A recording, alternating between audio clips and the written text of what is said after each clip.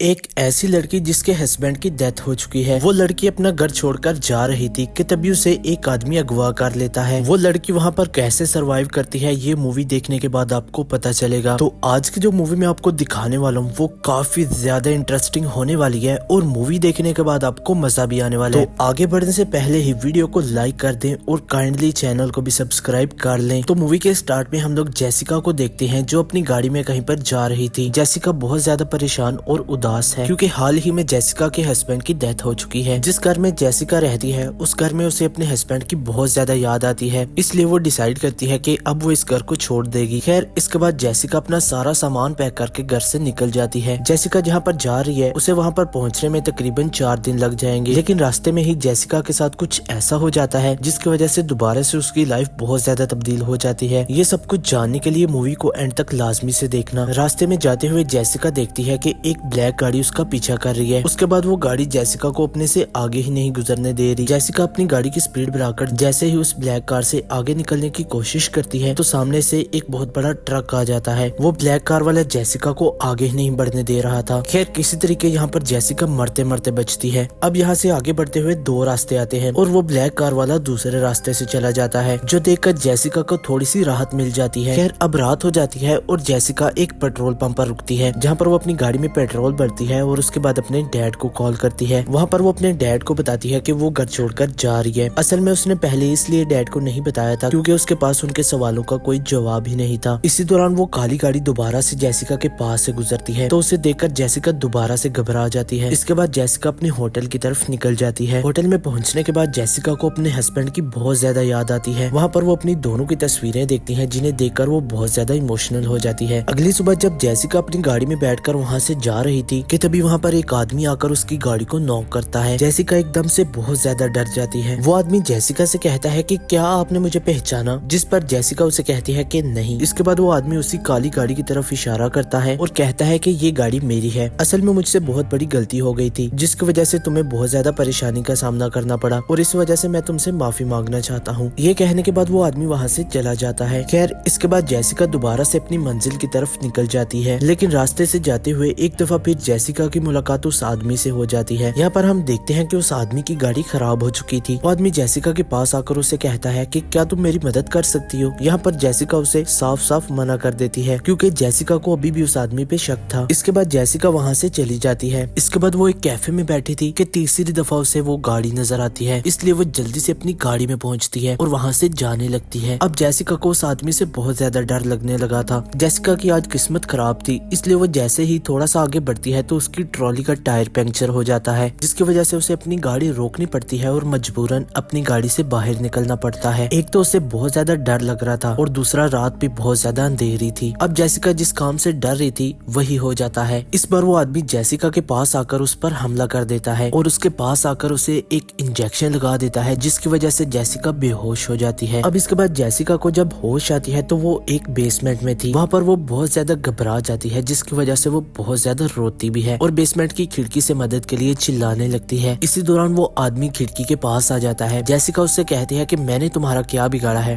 तुम प्लीज मुझे यहाँ से जाने दो। लेकिन वो आदमी इसका कोई भी जवाब नहीं देता और यहाँ से चला जाता है। खैर अब रात हो जाती है और जेसिका अभी भी उसी बेसमेंट में थी। रात को वो आदमी जेसिका के पास आता है। जेसिका उससे कहती है कि आखिर तुम्हें क्या चाहिए, अगर तुम्हें पैसे चाहिए तो तुम जितने कहते हो मैं तुम्हें पैसे दूंगी, लेकिन तुम प्लीज मुझे यहाँ से जाने दो। जिस पर वो जेसिका से कहता है कि क्या तुम्हें लगता है कि तुम पहली लड़की हो जो यहाँ पर आई हो, चलो जल्दी से अपने कपड़े उतारो। जेसिका उससे कहती है कि मुझे पहले वॉशरूम यूज करना है। वॉशरूम यूज करने के बहाने जेसिका यहाँ से भागने की कोशिश करती है, लेकिन वो आदमी दोबारा से उसे पकड़ लेता है और इसी के साथ वो उसे बहुत बुरी तरह मारता है। इसके बाद वो आदमी जेसिका को बहुत ज्यादा टॉर्चर करता है और इसके बाद वो जेसिका के साथ बहुत बुरा काम करता है। खैर अगली सुबह जब जेसिका की आंख खुलती है तो वो डोर के होल से बाहर देखती है। वो देखती है कि फिलहाल घर में कोई भी नहीं है और दरवाजे की चाबी दरवाजे की दूसरी साइड लटकी है, इसलिए वो जल्दी से अपनी जैकेट उतार कर दरवाजे की दूसरी साइड पे करती है। जोर जोर से उस दरवाजे को हिलाने लगती है और हिलने की वजह से वो चाबी नीचे गिर जाती है। अब वो अपनी जैकेट पीछे करती है और उसे वो चाबी मिल जाती है। अब बेसमेंट का दरवाजा खोलकर जैसे ही जेसिका ऊपर जाती है तो वो देखते हैं कि आदमी घर के अंदर ही आ रहा है, इसलिए वो जल्दी से जाकर गेट के पीछे छुप जाती है। यहाँ पर जेसिका उसे छुपकर देख रही थी और वो देखती है कि वो आदमी फोन पर अपनी वाइफ से बात कर रहा है। वो अपनी फैमिली से अलग यहाँ पर रह रहा था क्योंकि उसने अपनी फैमिली से कहा था कि वो किसी बिजनेस ट्रिप पर है, जेसिका दरवाजे के पीछे से इसकी सभी बातें सुन रही थी। अब जैसे ही जेसिका को यहाँ से भागने का मौका मिलता है तो वो यहाँ से भागने लगती है, लेकिन अफसोस वो आदमी दोबारा से जेसिका को देख लेता है और अब उसका पीछा करने लगता है। जेसिका यहाँ से भाग रही थी कि तभी उसके पाँव में एक लकड़ी लग जाती है, लेकिन जेसिका इतनी जल्दी हार मानने वालों में से नहीं थी। वो अपने पाँव से उस लकड़ी को निकालती है और दोबारा से भागने लगती है। भागते हुए जेसिका एक नदी के किनारे पहुँचती है और उसका पीछा करते हुए वो आदमी भी वहीं पर आ गया था। अब जेसिका के पास कोई और ऑप्शन नहीं था, इसलिए वो उस नदी में ही कूद जाती है। वो आदमी वहाँ पर खड़ा हुआ जेसिका को देखता रह जाता है। अब आगे जाकर जेसिका किसी तरीके किनारे तक तो पहुँच जाती है, लेकिन अब उसमें जरा भी हिम्मत नहीं थी और उसकी बॉडी भी बहुत ज्यादा जख्मी हो चुकी है। उससे ठीक से चला भी नहीं जा रहा था। अब जैसे ही जेसिका वहाँ से आगे बढ़ रही थी तो उसे वहाँ पर एक बूढ़ा आदमी नजर आता है। वो आदमी यहाँ पर शिकार करने आया हुआ था। जेसिका उस आदमी से कहती है कि तुम प्लीज मेरी मदद करो, मैं एक बहुत बड़ी मुसीबत में फंसी हुई हूँ। एक आदमी मेरे पीछे लगा हुआ है और वो मुझे मारना चाहता है। मैं तुम्हारे आगे हाथ जोड़ती हूँ, तुम प्लीज मेरी मदद करो, मुझे अपने मोबाइल से प्लीज एक कॉल करने दो। अब वो बूढ़ा आदमी जेसिका को अपना मोबाइल देता है, लेकिन उसका मोबाइल पूरी तरह से टूटा हुआ था। खैर इसके बाद वो बूढ़ा आदमी जेसिका को अपनी कार में बिठाकर वहाँ से ले जाने लगता है। वो जेसिका को कुछ खाने के लिए भी देता है, जिसकी वजह से उसकी हालत थोड़ी बहुत ठीक हो सके। अब जैसे ही ये दोनों वहाँ से जा रहे थे कि तभी इनके सामने एक बहुत बड़ा दरख्त आ जाता है, जो कि टूटकर रोड पर पड़ा हुआ था, जिसकी वजह से ये लोग अपनी गाड़ी में आगे नहीं जा सकते थे। अब ये दोनों अपनी गाड़ी से निकलकर उस दरख्त को वहाँ से हटाने की कोशिश करते हैं, लेकिन वो दरख्त बहुत ज्यादा बड़ा था, जिसकी वजह से वो जरा भी नहीं हिलता। और इतने में ही वो ब्लैक कार वाला आदमी भी वहीं पर आ जाता है, जिसे देखकर जेसिका उस बूढ़े आदमी से कहती है कि ये वही आदमी है जो मुझे मारना चाहता है,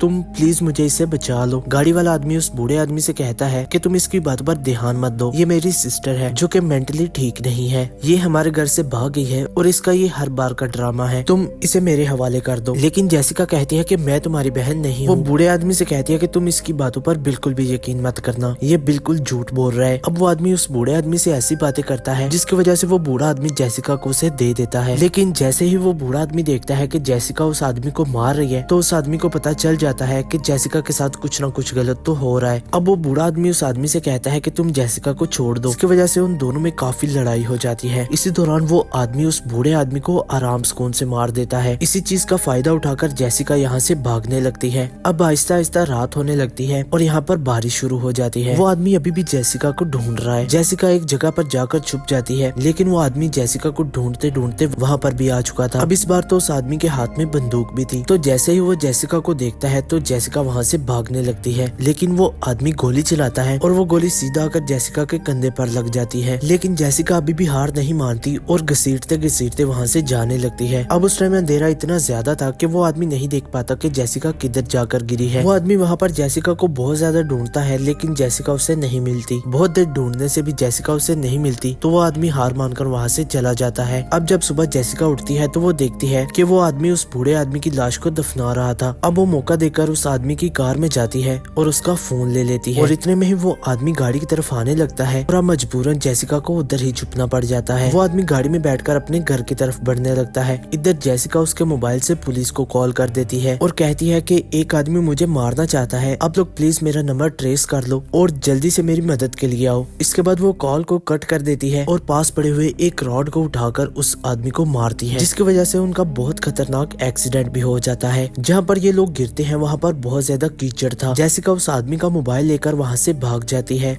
वो एक जगह पर पहुंचती है जिसका पीछा करते हुए वो आदमी भी वहीं पर आ चुका था। अब जेसिका उसके मोबाइल से उसी की वाइफ को कॉल लगाती है और उससे कहती है कि क्या तुम्हें पता है कि तुम्हारा हस्बैंड कितना घटिया इंसान है, वो एक नंबर का साइको किलर है, तुम आखिर किस तरह उसके साथ रहती हो। वो तुम्हें कहकर गया था कि वो एक बिजनेस ट्रिप पर गया हुआ है, वो किसी ट्रिप पर नहीं गया बल्कि वो लड़कियों को उठाकर उनके साथ बहुत गलत काम करता है। ये सारी बातें सुनकर उस आदमी को बहुत ज्यादा गुस्सा आ जाता है, जिसकी वजह से वो जेसिका के ऊपर अटैक कर देता है। अब इन दोनों के दरमियान बहुत देर तक लड़ाई होती रहती है। वो आदमी जेसिका को बहुत ज्यादा मारता है। वो जेसिका को चाकू मारने की भी कोशिश करता है, लेकिन बार बार नाकाम रहता है। आखिर में जेसिका एक रॉड उठाकर उसके सीने में दे मारती है, जिसकी वजह से वो आदमी वहीं पर मर जाता है। इसके बाद जेसिका को थोड़ी सी राहत मिलती है और वो ऊपर आसमान की तरफ देखकर सांस लेने लगती है। तभी ऊपर एक चॉपर आ गया था जो कि पुलिस वालों का था और इसी के साथ ये मूवी यहीं पर एंड हो जाती है। होपफुली आप सभी को मूवी बहुत ज्यादा पसंद आई होगी। काइंडली वीडियो को लाइक कर देना और प्लीज चैनल को भी सब्सक्राइब कर लेना। आसमान की तरफ देखकर सांस लेने लगती है। तभी ऊपर एक चॉपर आ गया था जो कि पुलिस वालों का था और इसी के साथ ये मूवी यहीं पर एंड हो जाती है। होपफुली आप सभी को मूवी बहुत ज्यादा पसंद आई होगी। काइंडली वीडियो को लाइक कर देना और प्लीज चैनल को भी सब्सक्राइब कर लेना।